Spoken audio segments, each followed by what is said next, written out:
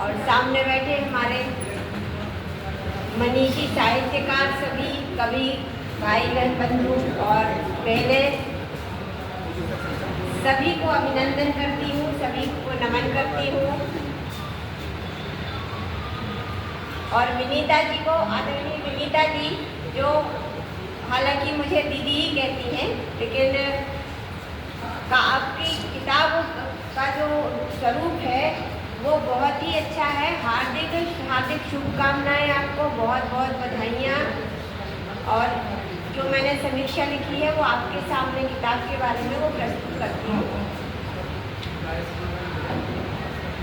पुस्तक का नाम है गूंज उठे स्वर। कुल 101 कविताएं इसमें समेटी गई हैं और पब्लिकेशन है JTS पब्लिकेशन, दिल्ली। काव्य, कविता या पद्य साहित्य की वह विधा है जिसमें किसी मनोभाव को कलात्मक रूप से संयोजित करके किसी भाषा के द्वारा अभिव्यक्त किया जाता है। यह वह रचना है जिससे चित्त किसी रस या मनोवेग से पूर्ण हो। रस अर्थात मनोवेगों का सुखद संचार काव्य की आत्मा में समा जाता है। साथ ही मानवीय अनुभवों, भावनाओं, विचारों को व्यक्त करने का यह एक कलात्मक माध्यम है जो अक्सर गद्य से भिन्न होता है। लयबद्ध संयोजन, मात्रा भाव, गत्यात्मकता इत्यादि को ध्यान में रखकर लिखा जाता है।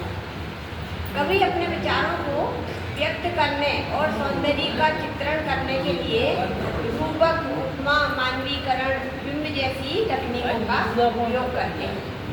यह मन की वह संवेदना है जो हमारी कल्पना, भाव, शिल्प, संग संयोजन, ध्वनि, संरचना को निरूपित करती है और हमारे संवेदनशील हृदय के उद्गार प्रस्तुत करती है। हमारी प्रिय विनीता जी सदैव मुस्कुराहट बिखेरती हुई शासकीय शिक्षा महाविद्यालय छतरपुर में प्राचार्य के पद पर आसीन रही।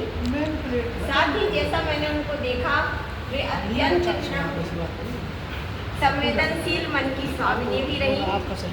आपने अपनी प्रथम कृति में इसी तरह की कविताओं को लिखा है और एक महकता हुआ पुष्पों का काव्य सुमन का एक गुलदस्ता तैयार किया है जिसका नाम है गूंज उठे स्वर।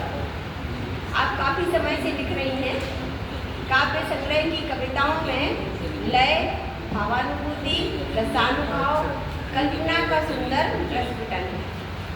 अपनी कविताओं से आप मनचाहा संवाद कर सकती हैं और हृदय के उद्गार उन्होंने इसी रूप में प्रस्तुत किए हैं जिसमें भरपूर संवेदना दिखाई देती है। शीर्षक गूंज उठे स्वर राम नाम के और दूसरी कविता है धर्म ध्वजा लहराई एवं माँ शारदे की वंदना से सुंदर शुरुआत की गई है। मन में उठे सहज भाव से श्रृंगारित होती एक कविता। स्वप्न सजीले हर दिन सजते, मन की बात कभी ना कहती। जब जब तुमने किए सवाल, मैं प्रायः निरुत्तर हो जाती हूँ। इस कविता से कवि मन के भाव संसार को निरूपित किया गया है। कवि मन कभी किसी के सुख में सुखी तो कभी दूसरे के दुख में दुखी होकर काव्य की संरचना करता है। इसी तरह मौन कविता में आप व्यथित हृदय से कहती हैं, व्यथित हृदय अब मौन हुआ, मन के तार अब बजे अब कैसे।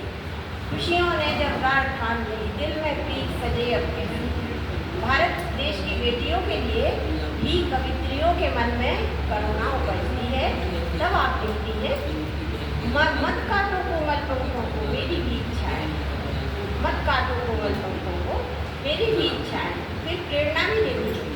मार्ग मिलेंगे टेढ़े मेढ़े, अग्नि परीक्षा देनी होगी, दीवारों पर पहरे होंगे बहुत